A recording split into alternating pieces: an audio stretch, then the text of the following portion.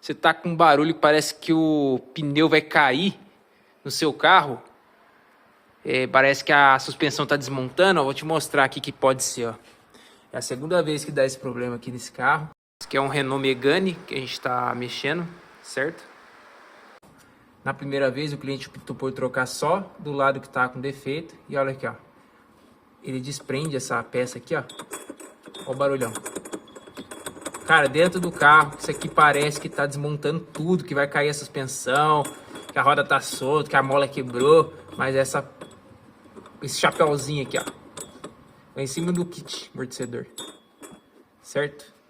Então, quando você ouviu o seu Megane aí, parece que vai desmontar, dá uma olhadinha nesse chapéuzinho aí do kit amortecedor.